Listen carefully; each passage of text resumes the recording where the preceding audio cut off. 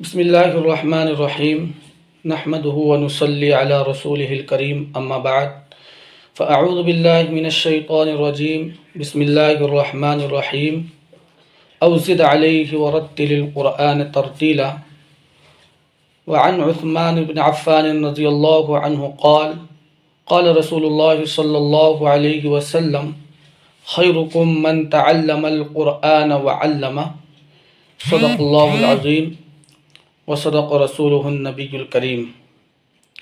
معزز ناظرین و سامعین، اللہ تبارک و تعالیٰ کے فضل و کرم سے اور آپ حضرات کے دعا کی برکت سے آؤ قرآن سیکھے اس چینل کو شروع کیا جا رہا ہے۔ اللہ تبارک و تعالیٰ ہم سب کو اس سے بھرپور فائدہ اٹھانے کی توفیق عطا فرمائے۔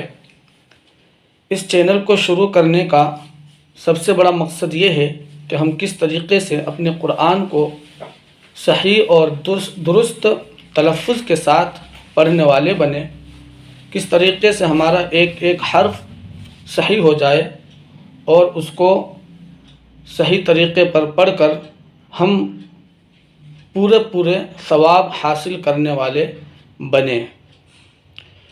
اب قرآن کو تجوید کے ساتھ پڑھنا، تو تجوید کہتے کس کو ہے؟ تجوید کے معنی ہے عمدہ کرنا، اچھا کرنا، بلکہ حروف کو اس کے مخارج کے ساتھ، اس کے صفات کے ساتھ ادا کرنا، کہ جس جگہ سے جو حروف ادا ہو رہے ہیں ان کو ادا کرنا، اسی جگہ سے اس کو تجوید کہتے ہیں۔ اور تجوید کی غرض کیا ہے؟ کیونکہ ہر چیز کی ایک غرض ہوتی ہے، ایک مقصد ہوتا ہے کسی بھی کام کو کرنے کا۔ تو تجوید کی غرض یہ ہے کہ ہم کس طریقے سے قرآن کریم صحیح ڈھنگ پر پڑھنے والے بنیں، اور پھر کوئی بھی کام انسان کرتا ہے تو اس کا فائدہ بھی وہ چاہتا ہے۔ تو تجوید کے ساتھ قرآن کریم کو پڑھنے کا سب سے بڑا فائدہ یہ ہے کہ دنیا اور آخرت میں اللہ خوش ہوتا ہے، دنیا و آخرت کی کامیابی اسے نصیب ہوتی ہے، اور دنیا و آخرت میں وہ نیک بخت اور نیک شخص کہلاتا ہے۔ تجوید کا حکم کیا ہے؟ کیا تجوید کے ساتھ قرآن کریم کو پڑھنا ہر ایک پر فرض ہے؟ جی ہاں، ہر ایک کو اتنا تجوید سیکھ لینا اور اتنا تجوید کا علم ہونا چاہیے کہ جس سے وہ قرآن کریم کو صحیح طور پر پڑھ سکے۔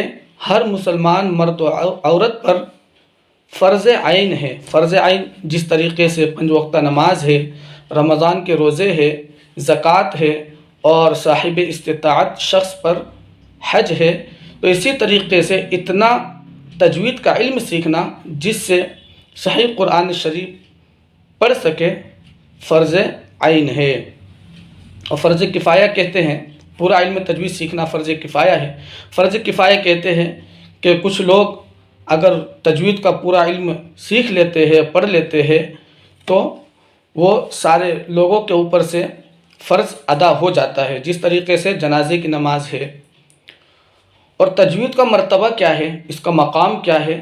تو تجوید کا مقام دنیا کے اندر جتنے بھی علوم ہیں، جتنے بھی فنون ہیں، ان سب سے افضل تجوید کا مقام ہے، اور سب سے بلند مرتبہ تجوید کا ہے۔ اس لیے ہمیں چاہیے کہ قرآن کریم کو صحیح ڈھنگ پر اور تجوید کے ساتھ پڑھ کر اسے دنیا و آخرت میں سرخ روح ہونے کا ذریعہ بنائیں، اور اسی طریقے سے اس کے ذریعے ہم اپنی نمازوں کو بھی اور اپنی تلاوت کو بھی صحیح طور پر ادا کرنے والا بنائے۔ ورنہ ہم نماز تو پڑھتے ہیں لیکن ہمارا قرآن صحیح نہیں، اس کے تلفظ صحیح نہیں، جس کی وجہ سے ہماری نماز درست نہیں ہوتی ہے، اور پھر جب ہم تلاوت کرتے ہیں تو اس سے ثواب اٹھانے کے بجائے، ثواب حاصل کرنے کے بجائے ہمیں اس سے الٹا گناہ ملتا ہے۔ اس لیے ہمیں قرآن کریم کو تجوید کے ساتھ پڑھنے کی